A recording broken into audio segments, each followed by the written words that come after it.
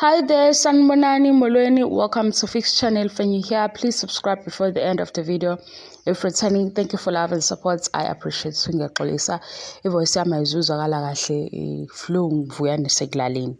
Le yaMakhumalo noMacele ake ngithi nje manje ake ngithi uMakhumalo against uhusband wakhe uMseleku, uMacele, uMayeni, uMangwabe. Mhlawumbe izozwakala kangcono because kuzoba nabantu abathi hayi ukhuluma uMakhumalo kahle. Lalela sithando sami, la kuthando nesithembu, le family engikhuluma ngayo yaseMzumbe, ngibathanda bonke. Ukuthi nje uMangwabe mayisedila noMseleku uyangihlekisa-ke okwakhe kuhluke ngalokho. Nakhona futhi nje ngikuhleka ukuthi nako uMseleku uzibuye izikhali ngoba amakhoyisikazi ayasho vele wona ukuthi iy'nkinga akabhekane nazo yini nani.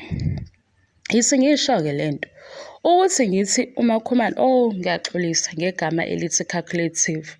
Ngicabanga ukuthi alifithi kahle kule nto engisho ngoba mangibheka i-meaning ya-calculative, lo calculative la bengimsebenzisa khona bamchaze ekugcineni. Bengifuna lo calculative ukuthi hhayi lo wokuba manipulative, lo wokuthi khona umuntu ocabanga kakhulu ngento abuke i-situation mase yabona ukuthi okay lokhu kuzosebenza kanje. Bengifuna lo calculative asisho ukuthi hayi isingisi-ke sona-ke sineyayinto asishike-ke isingisi size ngesiZulu. Ngesithi-ke kwigama le-English sisebenzise u-strategic ngoba i-strategy niyazi ukuthi yini. Ake ngichaze-ke i-strategy-ke, nani niyawenza amabhizinisi eziningi nje izinto enizenzayo mase niyazi ukuthi umuntu o-strategic umuntu onjani. Lalela because mawuzongizwa kuphathwe ukuthi ikhona into eyodwa ozoyibamba phela kulokho engizokusho. Season 6 manje, u-season 6 engizothi mina mawulandela Uthando Nes'thembu kufana nokuthi isho usuyibuke sekunyaka we-6 lo. Ku-season 1 amakhosikazi ayinakho ukuthi khona umoya owodwa bayazwana. Yahamba i-season kwaba khona ama-cracks abakhona. Kodwa kukhona la uMangwabe ethe mina ubunzima engaba nabo ukufika ngesikhathi esho ukuthi efika mayegana mayeshada u-1, 2, 3. Okuwukuthi ku-season 6 size sizwa nokuthi kanti uMayeni wayemazi uMangwabe before ukumazi. Mase kuthi uMayeni makuvela ukuthi wayemazi uMangwabe sesiba nento yokuthi ake siphindele emuva ake sibone ukuthi uMayeni noMangwabe bebe-interacta kanjani kwi-show. Akuveli kahle hle because bebengaze bebenaso nje isikhathi sabo bobabili. Siyadlula lapho uMangwabe uvezele ukuthi isithembu asikho lula ngoba usuke uzoshada no-husband womunye. EyaMacele noMayeni akufuni ukuthi sichaze kakhulu. Iyayihambe ibona ukuthi ayinekanga kahle hle eyabo ngoba bafike ngesikhathi esifanayo. Kwaba ukuthi uMacele wadlula uMayeni ngoba yena eseshada ethatha ukuba u-first wife, kanti nobaba uMseleku kuke wakhuluma noMayeni. Angisayichazi kakhulu, ngangayichaza ngidlala ngayichaza ngokusengi-serious, angisayichazi. Kodwa lokhu kwaMayeni noMacele kuveza ukuthi zikhona izinto ezingabaphathanga kahle. Umseleku uqale ku-season 5 ukusho ukuthi kunezinto afisayo okuwukuthi angathini ama-goals akhe awabekile ngomndeni ukuthi ufisa umndeni wakhe uhlangene u-achieve lokhu nalokhu. Okuveza ukuthi abazwani kahle. Ku-episode 9 kule anniversary kaMacele uthi uMayeni into emnandi manje, angithi phela manje usekhuluma ngodade, usekhuluma ngabo as sister wives. Usethi into emnandi manje ukuthi sesikwazi ukuzwana ngale ndlela yokuthi omunye mayenza umcimbi siba khona, siyahambelana manje. Ukhuluma ngalamakhosikazi awu-4. Ima kuthi uMseleku unezinto azibekayo asho ukuthi ngiyafisa lezi zenzeke, aze akhulume noMacele athi ngiyafisa ukuthi uma usukhuluma nosisi bakho uyikhulume indaba ye-unit. Ngiyajabula uma umndeni wami uma uhlangene. Iphathi yababa uMseleku i-birthday celebration iqale ngo-season 5 ngoba bethi kulezi ezinye iy'khathi bebengahlangene ngale ndlela yokuthi bengaplena into kube peaceful. Behambe beye endaweni, behambe noMseleku, ungabi nomsindo. My question is, laba-ke bawu-4, uMseleku oshoyo ukuthi kahle kahle isithembu asilula. uMacele osho ukuthi nami nginezinto zami, akuvezayo futhi kuma-episode amaningi uma ekhuluma nge-experience yakhe. uMacele unakho akubalayo, noMayeni unakho akubalayo, uMangwabi unakho akubalayo, noMseleku as u-husband wabo bonke unakho akubalayo. Mhlawumbe uma uzothi abantu abafani, cha phela awukhulumi nathi siyingane sibadala sonke, siyakwazi ukuthi abafani. uMakhumalo wakwaKhumalo uphuma kwaKhumalo oney'mfundiso zasekhaya, noMangwabe uphuma kwelakubo ikhaya naye uneyakhe i-background. Umehluko ukuphi? Bakwifemeli eyodwa. Nje ake ngenze ngesibonelo esifanayo ngoba le wena uyilanda kude. Angeke ukuthi sihlale endlini eyodwa sithi le ndlu ike yasha kube khona oyedwa ethi akaze asizwe ismoke. Yenzeka kanjani leyo nto? Ibhimba lapho-ke. Angisho ukuthi uMangwabe njalo nina senizothi akasiyo u-good wife. Ile inkinga yenu, nilalela ngenye indlela. U-good wife and nalokhu abuya okunye akwenzayo uku-actor kusondela kulo Makhumalo owangempela nangenxa yomsebenzi awenzayo. Kodwa iyaphambana into yokuthi uMseleku uzokhuluma ngokuthi naye liyamphatha ikhanda ngezinto ezenzakalayo. noMacele ethi nami ngesikhathi la engidinga khona ama-painkillers ngezinto ezenzakalayo. Bonke kube uMakhumalo kuphela. Buka ukuthi kufani kuphi. uMakhumalo uma bekubuzwa ngomshado, engicabanga ukuthi kuMacele nakuMayeni bevuselela because zikhona iy'thombe ey'ndala zemshado. Bekurinyiwa ama-vows uma bekuzoba i-white wedding kuMacele noMayeni because bona sinazo iy'thombe zabo engakay'tholi kahle ezikaMangwabe noMakhumalo. uMseleku ubabuze bobawu-4 ukuthi nicabanga nendaba yomshado. uMakhumalo waphendula impendulo ehlukile wathi akamind. Asihlanganise-ke le nto, sisebenzisa i-maths noma i-accounting kuba ukuthi iyiphi i-subject oyi-understand-ayo kangcono kulawa u-2, kodwa kufanele siphume ne-answer ngoba ngapha ka-accounting kwakubhalansiswa. Lo Makhumalo othi ku-episode 9 kwi-anniversary kaMacele, ngiyabonga Macele ukuthi ekugcineni uze wavuma ukuthi ngishade, uze wavuma ukuthi nami ngizizwe ngunkosikazi, nasi isipho. Ebala ukuthi ubunzima obunye abadlule kubona ukuthi kuke kwama nomshado wakhe, futhi uMacele akazange ashaye nje ihlombe.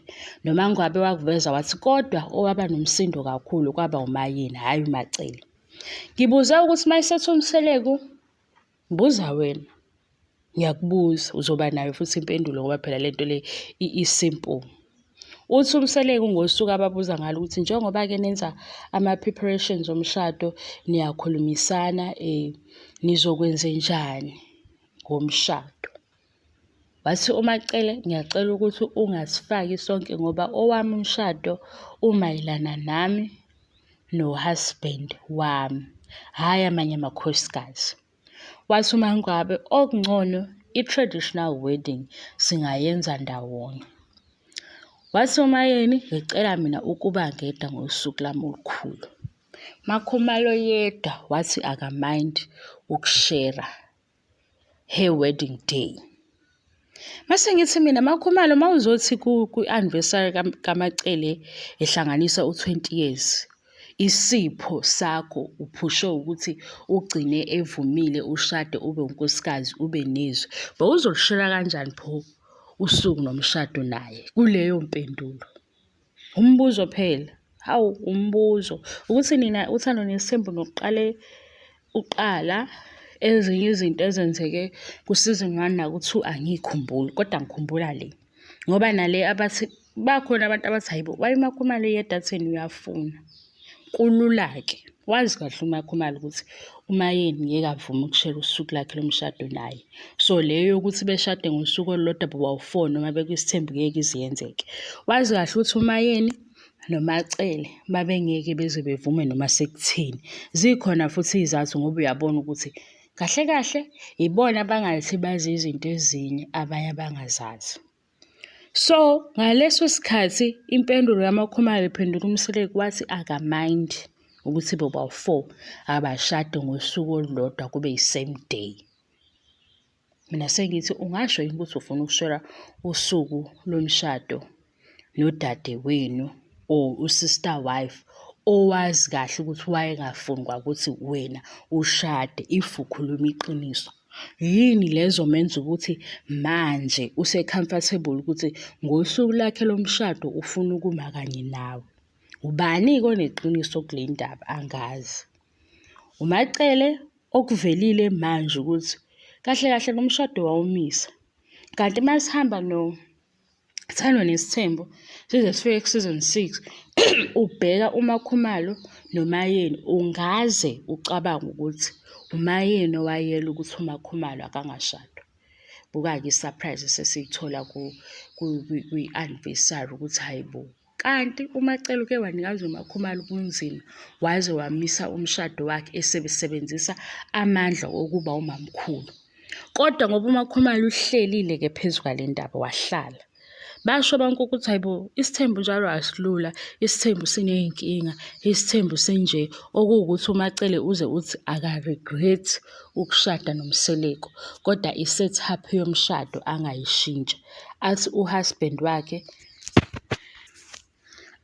uhusband wakhe usamthanda ngothando olufanayo, kodwa i-polygamy mangathi uyanika ithuba lesibili angayishintsha.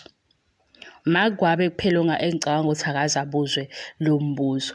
uMayeni-ke asikho into sokuthi sizwe sithi siyafuna ukuthi abuzwe ngoba ukusho kaningi nje ukuthi mangabe kuthiwa khona ongenayo ungasibuyisela emuva sibe unhappy, eveza ukuthi isithembu asilula kangakanani. uMseleku naye kuwuhusband kunezinto athi mayekhuluma eveza ukuthi mhlampe wayecabanga ukuthi uma enza kanje zonke izinto ziyoba lula, amakhosikazi ayojabula naye ejabule, kodwa ngoba umshado ongelula lo, ubonga uNkulunkulu ukuthi sebela bekhona. Mina-ke ngithi uMakhumalo kulama episode amanye nakulawa amanye ama-season sihamba naye, uyena yedwa nkosikazi beze kuthiwa u-understand i-assignment ngoba engayithi vu indaba yezinto ezinegative.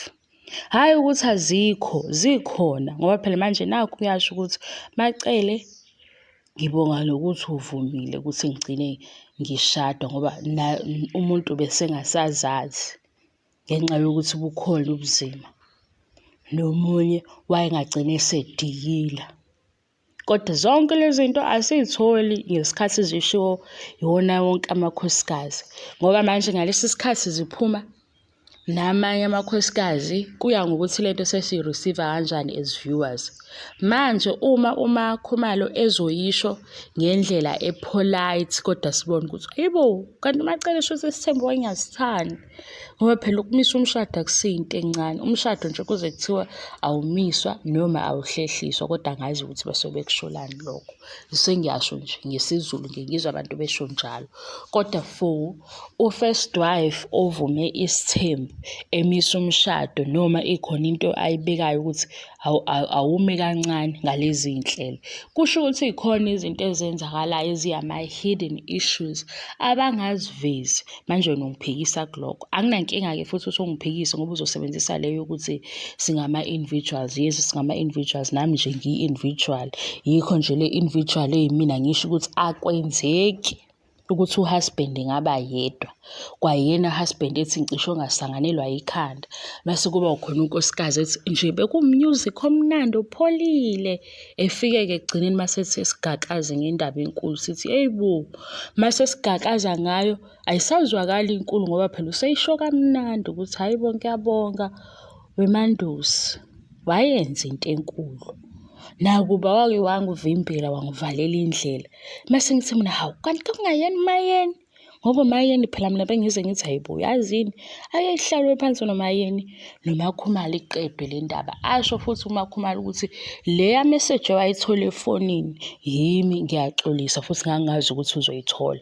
Ngoba ngiyibona ukuthi hey le Isgaxa seMayeni noMakhumalo sihlangene nezinto eziwuthungo kwami ukubuka. Sihlangene nokuthi uMasawule waba unumber 2 before uMayeni. Wahlala noMakhumalo. NoMakhumalo futhi waseyibona iMarathon ukuthi yabo mongigijima kanje engathi uyakhathala uMayeni. Kwase kuthi 5-2 ayibambe le position uMakhumalo yaMayeni. Kanti manje kanti shuthi ngapha uMseleku usehamba ibanga elide encenga uMayeni ukuthi akabuye waze wafaka nabanye abantu abadala okwenza ukuthi-ke mhlampe ngempela mawuyintombazane uwusisi usukhulunyiswa nabantu abadala nawe uyayibona ukuthi hey mhlampe ngempela ubelonga kule family ugcina usuvuma. Kanti la uMakhumalo ubesegijima njengalabantu ababonayo ukuthi laba baphambili sebekhathele. Manje wagijima wasondela ngoba phela uMasawule ushade before uMayeni. Ekusondeleni kwaMakhumalo kodwa uMayeni washada kuqala wase uMakhumalo elandela uMayeni. Naleyo ngiye ngiyibuke ukuthi izokubanga ukukhuluma phakathi kwabo bobabili ngoba uyawubona ukuthi uMakhumalo akanqeni makuMayeni oshe into enegative noma owenze kabi. Ambeke nje njengoba ukuthi hayi uMayeni enye inkinga yakhe ukuthi nokuthi nokuthi. Even nangosuku lo mshado la uMayeni kuzo-renew ama-vows washo uMakhumalo ukuthi enye inkinga uMayeni akayikhohlwa izinto. Enye inkinga uMayeni azoba nayo phambili ilokhu nalokhu. Size-ke kuMacele. So uMacele akayibona inkinga kuyena? Hayi ngeke aze ayikhulume phela uMacele u-first wife. So u-first wife ufanele amnikeze leyo position. Zikhona izinto ezi-wrong ngisho angazisho uMacele kuyena kufanele ukuthi nje angazikhulumi. Lokho kuba strategic phela ngoba nakho washo nje wathi uMayeni uzohlushwa indaba yokuthi izinto akazikhohlwa kalula. Uyazikhumbula izinto lezi ezinegative. Kanti mayekhohlwa lezo zinto akukho kuzomhlupha emoyeni. Ngase ngithi mina uMayeni unaleyo nto-ke leyo ngiyibamba kuphi ngoMakhumalo. uMacele hayi umamkhulu shame hayi umamkhulu ave isweetheart hayi isweetheart yamisa umshado wakho umshado sizulu ongamiswa hayi njani kufuna ungiqambisa amanga phela amanga ngiyawaqamba khona ngangiwaqamba esikoleni ngiseka grade 10 ngoba naka grade 10 ngangenza into ecishe ifane nale ngikhuluma ngegenerations le yakudala. Ingane zigcwaleke edeskini lami ngingazi ukuthi hayibo kanti lezi ingane kubo aziyibuka ngani lento ngoba sonke siyibuke ngo8. Sengibona manje useyisho sami awami amanga angcono ngenzeka ngoba phela le generation yontombi nodlomo ngangiyixoxa nje eklasini kugcwaleke edeskini lami-ke ngikhuluma into ade siyibuke ngo8. Ngibuye ngiyijaje lezi ngane ngithi hayibo lezi ngane phela nazo ziyibukele lento engiyikhulumayo so yini zizongilalela. Hayi kusho ukuthi uFix wayinamanga-ke sengibona lokho phela ngoba ngeke ukuthi ngangikhuluma i-generations le esibune yonke. Kodwa ingane eklasini zizongilalela ukuthi untombi ubenzani uSibusiso ubenzani. Nakhona futhi yikho njalo ukuthi into evele ku-TV eyenza ngikhulume ngayo i-generations njengoba noThando Nes'thembu luvela kuMzansi Magic yikho ngikhuluma ngazo. So umuntu mayesethi dadewethu phuma ey'ndabeni zabantu ngiye ngikubambe khona ukuthi ungihloniphile mawuthi dadewethu. Mase ngithi kazi kwenzakalani ngalo dadewethu ngoba phela into idlala kuMzansi Magic. Naye nje ubuka le video ethi Uthando Nes'thembu ngoba lento uyibone kuMzansi Magic. Kuwukuthi-ke phela manje sesiyahlaziya sesizo-eda imibono akusho ukuthi khona abantu esibazonda. Babo asizondi muntu thina sizonda umuntu osicishela ugesi ngoba sesiqala ukujwayela nje ukuthi lapha eSouth Africa sesinento yokuthi khona khona awugesi singenawo, into esasingakaze siyiphuphe siyicabange. Lowo-ke nje owisa amaswishi, eswisela amaswishi sihlale sesinganagesi, ilowo-ke engathi hayi cha khona hhayi uyasihlukumeza. Labo bakaMseleku bayikhethela iy'ndaba zabo abafunayo ukuthi zivele ku-T_V. Ngisho ngesikhathi sebekhala abanankinga ngoba phela ukhona ukhathi, ikhona into yokuthi kuya-edithwa, ikhona into yokuthi iyahlanganiswa le-episode. Uma kuwukuthi bebengafuni sibone ukuthi bebekhala bazoyikhatha out, kodwa cha iyavela ngoba nale bafuna siyibone ukuthi bake bekhale. Suyeza-ke wena la kwividiyo yami lokhu ukuthi phuma ey'ndabeni zabantu. Hhayi, ngeke kodwa phela hhayi bo kade sasichazele ogogo ukuthi oleleti khumalo yini umbone ngapha uphinde umbone ngapha ngoba lesi sitori asifani, i-T_V futhi lena kwenziwani. Esizochazela nontanga yethu leyo nto. Hhayi, anibe serious. Bye futhi.